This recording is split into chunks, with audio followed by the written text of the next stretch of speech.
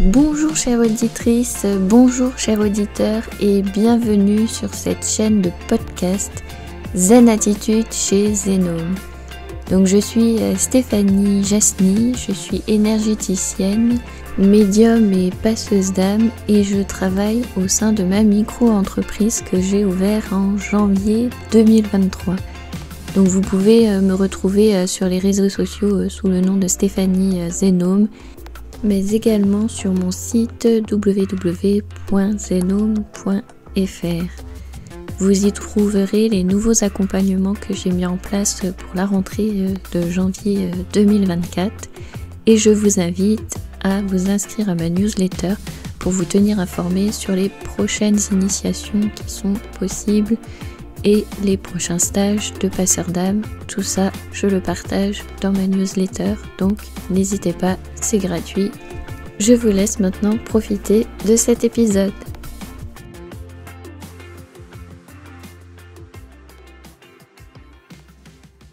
Je suis ravie de vous retrouver dans ce nouvel épisode. Ça fait un moment que je vous disais qu'il fallait que je reprenne les lectures de Seth. Je parle souvent d'extraits de ce livre, Seth parle. Et ça y est, je me suis lancée dans la relecture de ce livre, donc avec le tome 1. Alors pour un petit peu faire l'introduction de ce livre, un petit peu pour vous expliquer comment il a été écrit. Donc le titre, c'est pour le tome 1, c'est Seth parle, l'éternelle validité de l'âme. Donc Seth est une personnalité qui parle à travers Jan Roberts, l'auteur. Et en même temps, c'est pas tout à fait elle qui a écrit le livre, c'est elle qui se faisait traverser par cette personnalité, donc qui partage son expérience, ses vérités, du coup de l'autre côté. Et donc c'est son mari qui, à travers un dialogue avec Seth, a fait en fait les enregistrements et la retranscription de ces séances. Donc à chaque fois, dans le livre, vous avez une partie où c'est écrit en italique. Et du coup, ça, ce sont les pensées ou les remarques du mari. Et tout ce qui est écrit, droit, pas en italique, eh bien, c'est le livre de Seth. Et donc, Seth, dès le premier chapitre, explique qu'il écrit ce livre sans être incarné sur notre plan. Et donc, à travers la préface de Jan Roberts, elle nous explique que même elle, au début, elle a douté, à savoir si c'était pas un trait de sa personnalité, en fait, qui s'exprimait. Et elle s'est aperçue que quand elle fait comme ça des enregistrements, parce qu'elle est écrivain, donc elle écrit des livres, et si elle fait des enregistrements, si elle ne réécoute pas, elle perd le fil de ses pensées. Là, les retranscriptions, donc généralement les séances se font le lundi et le mercredi, et parfois le jeudi si jamais c'est décalé, et donc cette personnalité, Seth, ne perd pas le fil de ses pensées. Donc elle se dit à chaque fois, non, en fait ça peut pas être moi qui est en train de vous expliquer le livre, de faire autre chose, parce que je suis incapable de partager comme ça, comme il fait. Et en plus, elle explique qu'elle n'a pas les mêmes traits d'humour, ni la même personnalité que cette personnalité qui s'exprime à travers elle.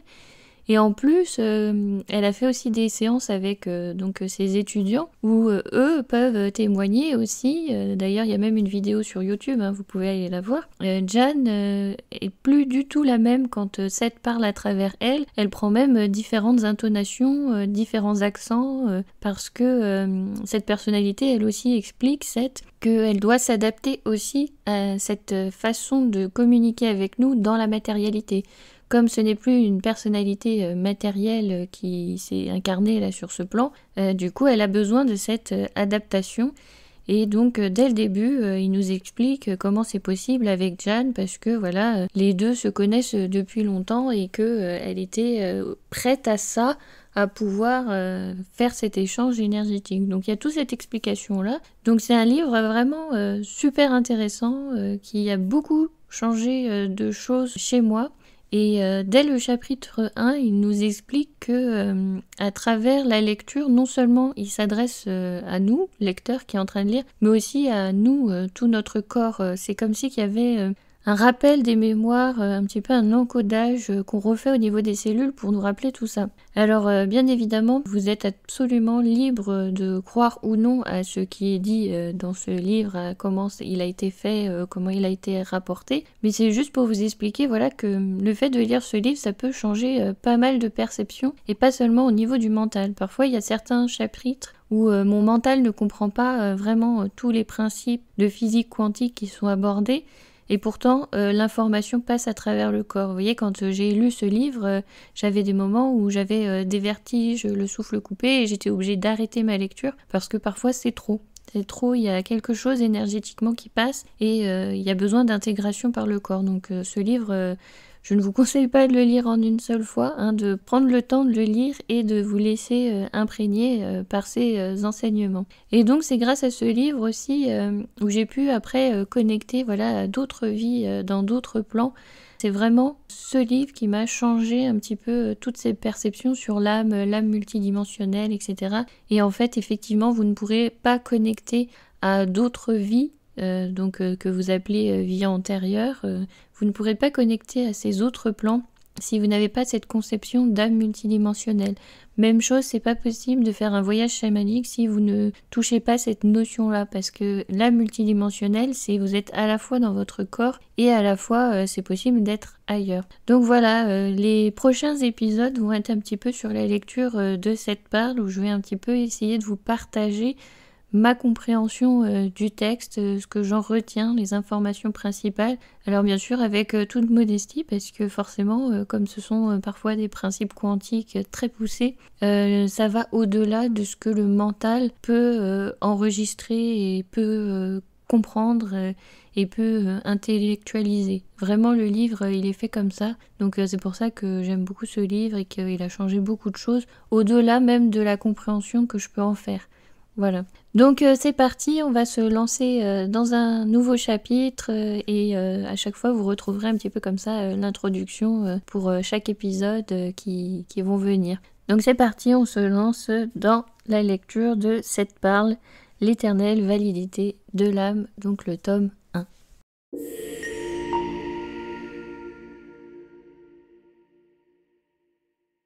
Chapitre 1. Je n'ai pas de corps physique et pourtant je suis en train d'écrire ce livre. Alors déjà dès le début, Seth, dès le premier chapitre, essaye de nous faire comprendre ce concept que nous ne sommes pas limités simplement à ce corps, qu'on a tendance à projeter en fait notre conscience sur la représentation physique de ce que l'on est, alors que ça va bien au-delà.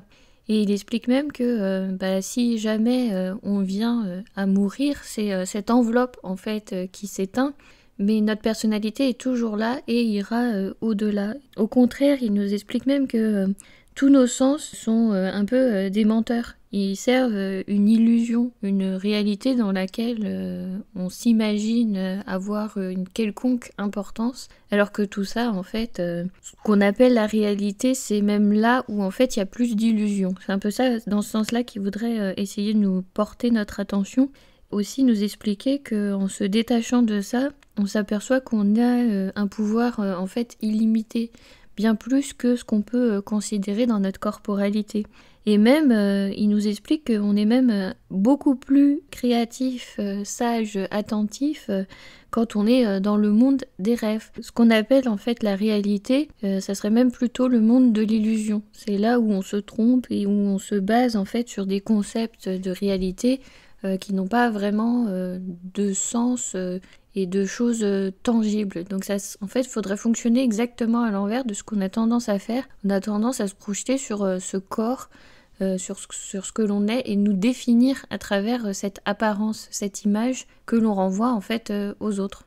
Et dans ce pouvoir en fait créatif que l'on a, il tient à nous faire comprendre en fait que c'est la conscience en fait qui crée la forme et non l'inverse, la forme en fait qui va créer la conscience. Ça serait plutôt la conscience qui matérialise le corps. Et en plus, il sépare aussi ce qu'il appelle l'ego externe et l'ego interne, que les deux en fait fonctionnent conjointement, où il y en a un en fait qui permet d'entrer en contact avec le monde extérieur, Et le second, c'est plutôt les perceptions internes. Mais tout ça, ça reste en fait des personnages égotiques en fait. C'est une illusion. Et du coup, il exprime ça aussi, qu'il y a une autre partie plus profonde à l'intérieur de nous qui rassemble les deux. C'est cette identité plus profonde qui décide de qu'est-ce qu'on va être physiquement en ce lieu et en quel temps.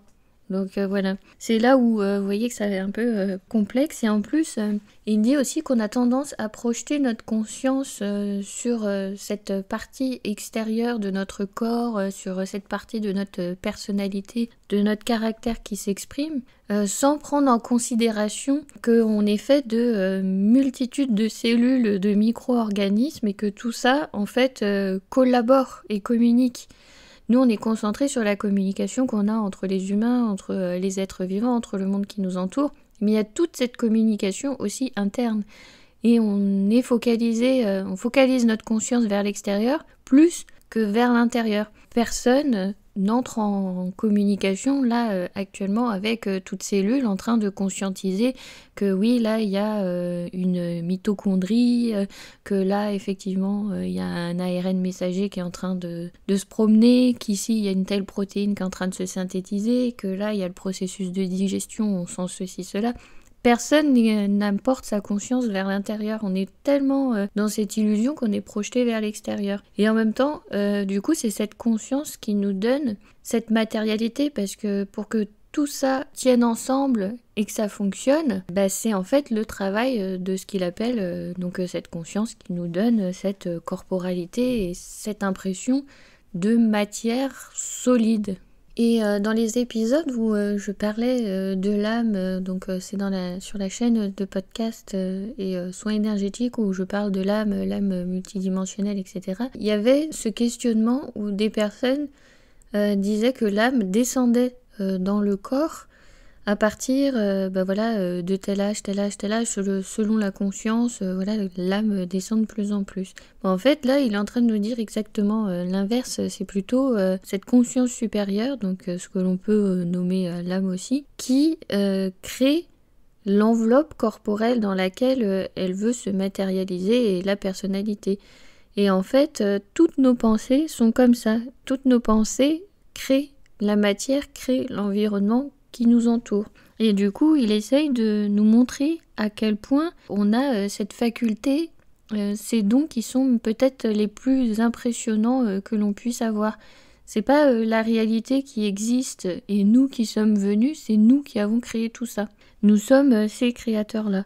Donc ça remet un peu toute la conception un petit peu en perspective de comment l'âme s'incarne dans le corps, etc. Il y a vraiment cette collaboration des deux. Et du coup, ça soulève un questionnement parce que dans ces clones que certains scientifiques essayent de faire, moi c'est ce que je me suis toujours dit. Je me suis dit ça pourra pas fonctionner parce qu'il y a une corrélation entre l'âme et le corps. J'avais déjà cette notion-là. Et dans le clonage, je me dis, si l'âme est déjà dans un corps, si on clone de l'autre côté, ce qui va entrer, l'énergie qui va y entrer, ne sera pas correspondante, ce ne sera pas l'âme qu'il y a sur l'individu qui a été cloné. Donc forcément, tant qu'on n'arrive pas à transférer cette âme, ça ne pourra pas fonctionner. Et effectivement, les clones sont pas viables. Alors peut-être qu'il y a des scientifiques qui sont plus avancés, qu'il y a des recherches cachées, hein, ça j'en sais rien. On n'est pas dans la science-fiction, quoique, hein, puisqu'on a dit que tout le réel est une illusion. Pour l'instant, en tout cas, de ce que on a fait dans nos recherches, on n'est pas capable de créer un clone viable à l'identique, aussi dans son identité à la personne ou à l'animal, parce que ça a été plus fait sur des animaux, qui a été cloné. Pour l'instant, c'est pas encore possible parce que on ne sait pas, par principe, comment cloner l'âme, comment cloner cette énergie pour la transférer dans ce nouveau corps, voir comment transférer carrément l'énergie dans ce nouveau corps, ce qui crée en fait l'immortalité sur Terre, parce qu'il y a toujours l'immortalité de l'âme, mais cette histoire de clonage, en fait, c'est surtout pour l'immortalité corporelle. C'est ce que aussi Il y a un enfant, je crois il a 13 ans, qui est très porté sur la robotique, etc. C'est ce qu'il essaye de chercher à faire. C'est comment créer un robot, un corps robotique qui serait réparable et y transférer en fait la conscience, la personnalité d'une personne pour créer cette immortalité. Il y a toujours cette recherche de l'homme en fait sur cette immortalité, alors qu'au final on l'a déjà, et au final on fait déjà ces concepts-là dans ces principes de vie multiples. On fait déjà en fait tout ça, puisque du coup c'est la conscience qui crée le corps organique, la représentation, la forme dans laquelle il décide de s'incarner pour vivre une expérience. Donc voilà, c'est déjà tout ça qui est expliqué dans le chapitre 1. Donc vous voyez, il y a déjà beaucoup de fondements, de principes qui sont expliqués dans ce chapitre.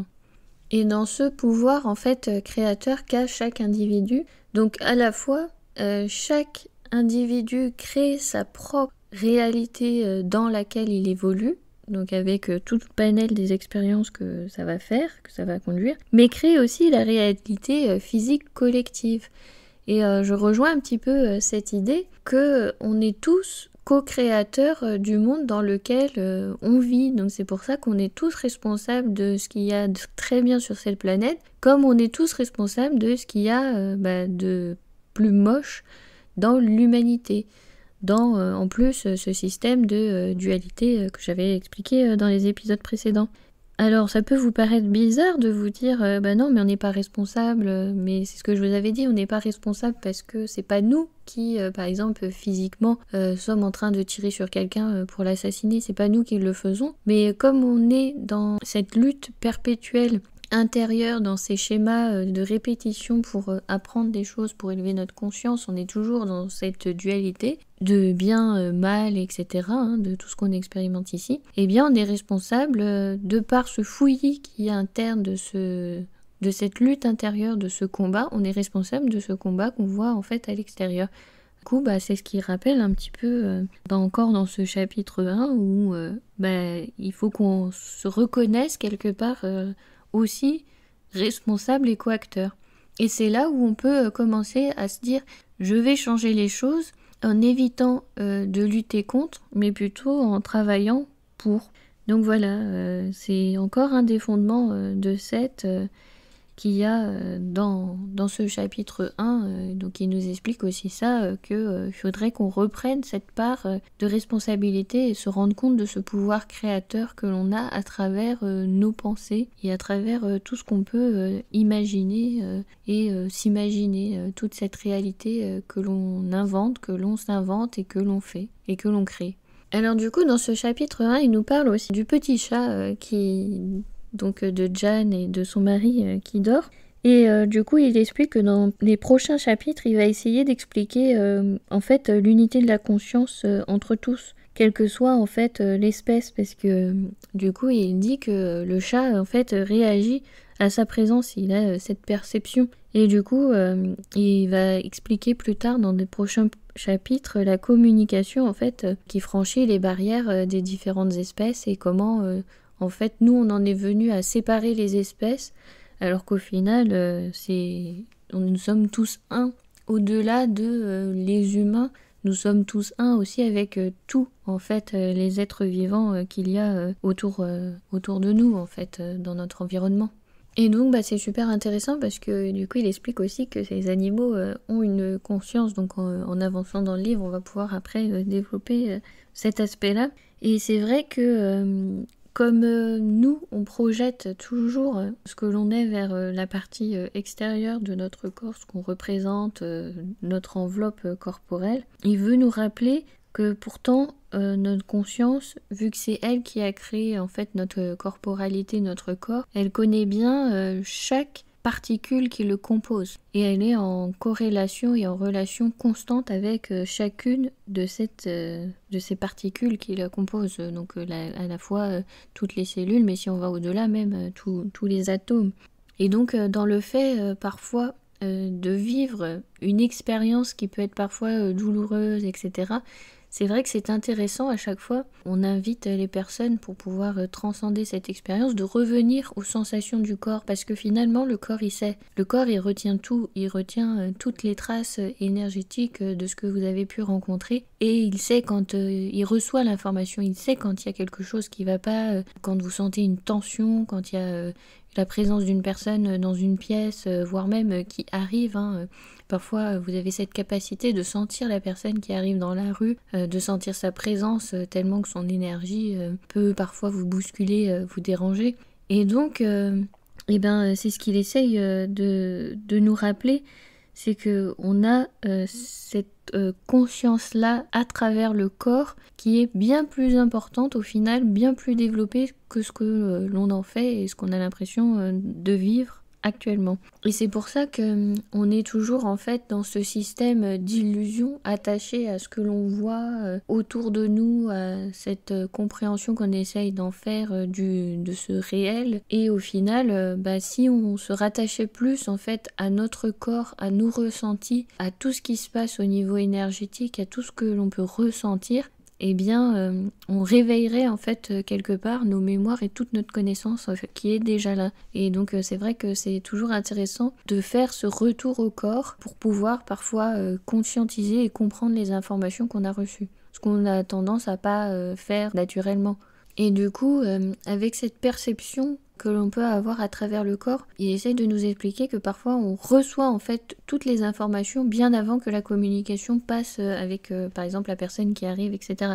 On reçoit déjà un panel d'informations bien avant de rentrer en communication verbale avec l'autre.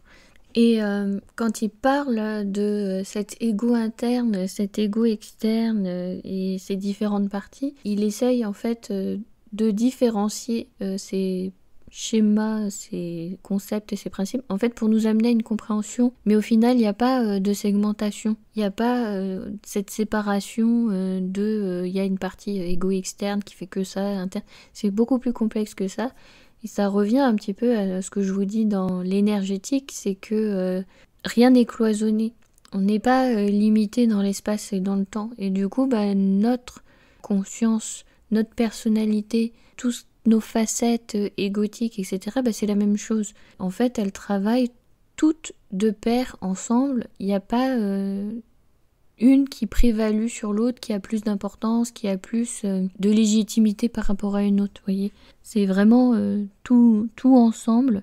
On a juste séparé et mis des mots pour comprendre en fait ces mécanismes-là, pour comprendre en fait toutes ces facettes qui nous composent. C'est vraiment pour mettre de la compréhension qu'on met des mots, mais au final, on n'aurait pas forcément besoin de tous ces mots pour en comprendre les concepts une fois qu'on est de l'autre côté, par exemple.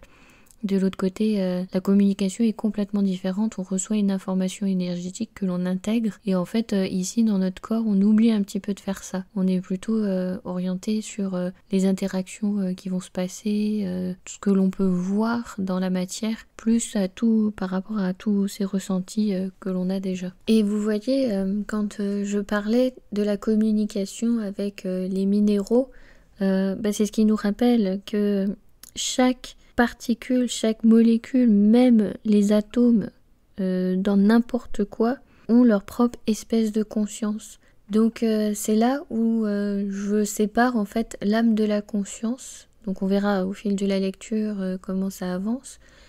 Mais c'est là où je rejoins cette idée qu'effectivement tout a une conscience, peut-être pas forcément une âme comme on l'entend, on le définit, mais tout a bien une conscience et on peut rentrer en communication avec. Donc même si ça paraît étrange de rentrer en communication avec les minéraux, quand on part dans le règne minéral en voyage chamanique, c'est pourtant ce que l'on fait. On rentre en communication avec cette conscience qui pourtant nous paraît à l'extérieur être un objet inerte. On a l'impression que un minéral, un caillou, c'est un caillou, quoi. C'est un objet inanimé, qu'il n'y a pas d'interaction possible. Et ça, c'est quand on focalise notre attention sur l'aspect extérieur de la matière. Alors que si on s'intéresse à l'aspect intérieur de la matière, il y a une espèce de conscience avec laquelle on peut rentrer en communication. Du coup, ce point de vue-là, c'est super intéressant puisque ça m'éclaire sur ce que je vous disais sur les minéraux où j'ai l'impression qu'ils ont cette conscience qu'on peut rentrer en communication, mais je ne saurais pas dire vraiment si c'est l'âme. Donc vous voyez, ça répond à ma question. Quand je reprends la lecture du chapitre 1, c'est ce qu'il essaye de nous expliquer, que même la plus petite molécule, même l'atome, a une espèce de conscience avec laquelle on peut communiquer. Donc c'est super riche. Déjà le chapitre 1, on s'aperçoit qu'il y a quand même pas mal de concepts super riches. J'espère que vous arrivez à suivre un petit peu le fil de ce que j'essaye de vous partager et que c'est pas trop décousu. Et donc dans tout ça, il nous explique bien que oui, il n'y a pas de matière morte. Ça rejoint un petit peu tous ces concepts de chamanisme où ils disent que tout est vivant. Donc au-delà de le définir comme tout est vivant, j'aime bien cette façon de voir avec les lectures de cette parle, de se dire que tout a une conscience, qu'on peut rencontrer en communication avec cette conscience qui nous apporte des informations les uns avec les autres. On peut tout à fait échanger d'un point de vue énergétique, du moins. Parce que forcément, d'un point de vue langage oral, comme on s'intéresse là, c'est quand on est nous-mêmes limités par notre propre corporalité. On a l'impression que c'est que comme ça qu'on peut échanger avec les animaux, avec les végétaux, avec les minéraux, avec tout notre environnement. Mais en fait, on arrive à communiquer autrement avec cette partie énergétique. C'est ça, en ça que je mettais le terme. Moi, il y a des échanges d'énergie, cette communication. Mais j'aime bien ce principe de se dire que tout a une conscience et que on rentre en communication avec cette conscience. J'aime beaucoup le terme. Et ce que j'aime beaucoup aussi dans ce premier chapitre, c'est que du coup il nous rappelle que on peut faire ce choix. On peut faire ce choix de se concentrer uniquement sur cette partie matérielle sans prendre conscience de tout ce côté énergétique qui peut y avoir autour de nous. Et c'est exactement ce que je vous disais. Les personnes qui sont dans le développement personnel, dans la spiritualité, dans les soins énergétiques, etc., ne sont supérieures en rien. C'est juste qu'ils portent leur regard sur autre chose, qu'ils portent leur conscience vers une autre forme de communication, mais ça ne veut pas dire que c'est mieux, ça ne veut pas dire que c'est moins bien. C'est juste une façon de voir les choses différemment. Et c'est tout à fait possible d'être une personne absolument cartésienne et de ne croire absolument en rien. Ça n'empêche pas la valeur de cette personne, ça ne lui enlève pas sa valeur et ça ne lui enlève pas la valeur des expériences qu'elle va vivre ici. Vous pouvez pas dire aux personnes qui ne font aucune expérience chamanique, énergétique, ta vie est ratée, c'est fichu, c'est nul, ça sert à rien. Vous voyez, la personne, elle aura vécu sa vie comme elle l'a entendu et c'est tout à fait ok. Il n'y a pas de jugement de valeur dans tout ça. Toutes les vérités, en fait, sont valables parce qu'au final, ce n'est que ça. On fera que des expériences de ceux auxquels on croit, de nos croyances et donc toutes les vérités sont autant valables les unes que les autres. Et à la fin du premier chapitre, il explique un petit peu comment il rentre en communication avec Jane Roberts, qui est l'auteur de ce livre, et que c'est pas, il rentre pas à travers elle et il remplace pas sa conscience, bien au contraire. Il explique qu'il y a plutôt une expansion de la conscience et qu'il crée un pont entre sa réalité non matérielle et la nôtre. Et il crée un espace en fait énergétique dans lequel les deux se retrouvent pour communiquer et que même les mots, c'est une façon de parler très lente par rapport en fait à l'information qui est quasi instantanée de ce côté énergétique. C'est comme ça que je résumerai un petit peu la fin du premier chapitre. Mais je vous invite à la lire parce que les concepts qui sont développés sont mieux expliqués par lui que par moi-même. Et je comprends ce qu'il veut dire. J'ai enregistré l'information, mais pour la retranscrire sans paraphraser, c'est un peu complexe. Donc je vous invite plutôt à lire la fin de ce premier chapitre pour comprendre un petit peu comment il y a ce mode de communication possible. Et en plus, il nous dit que ça arrive souvent, ces distorsions un petit peu de l'espace-temps où on rentre en communication avec d'autres dimensions, d'autres plans, mais c'est très rare en fait qu'on reconnaisse. Et c'est très rare aussi en plus qu'elle soit utilisée. Donc c'est pour ça, comme eux ils se connaissent depuis longtemps, ils ont cette possibilité. C'est un petit peu comme si les âmes s'étaient accordées à Jan Roberts qui va être dans la matière et Seth qui va pouvoir entrer en communication comme ça. C'est un peu comme si il y avait ce jeu des deux âmes qui du coup collaborent dans ce système de communication que nous on ne fait pas forcément quand on est traversé par une autre énergie. C'est vrai que parfois il y a des énergies qui nous traversent, on ne le porte pas forcément à la conscience, on n'en comprend pas forcément toujours le sens. Et comme ça me fait penser à tout ce travail que l'on fait dans le chamanisme où en fait on est ce pont de communication entre les autres dimensions avec les esprits, les entités, etc. C'est un petit peu ce principe-là, c'est ouvrir un autre champ énergétique, un autre espace énergétique qui permet cette communication. C'est un petit peu faire ce pont. Et donc quand il nous dit qu'on est capable de le faire et qu'on le fait tous sans le porter à notre conscience, on le fait tous en permanence, je réponds aujourd'hui à la question de toutes ces personnes qui me disent mais tu n'as pas peur d'être en danger en faisant ça? Eh bien en fait on est tout le temps en train de faire ça. On est tout le temps en fait à communiquer avec d'autres énergies, d'autres espaces, d'autres dimensions. C'est juste qu'on ne le porte pas à notre conscience.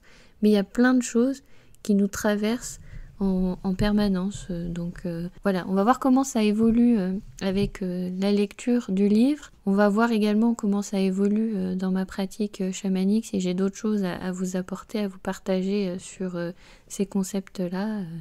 On va voir, on va se laisser aussi le temps du temps d'avancer et d'intégrer tous ces principes. Voilà un petit peu pour ce chapitre 1, ce que j'en dirais. Vous entendez les petits pas de ma petite louloute là qui vient à côté de moi. Je pense qu'elle me demande allez, on va aller se promener, on va sortir un petit peu. Donc je vais m'arrêter là et je vous remercie du coup pour votre écoute et je vous dis à la prochaine.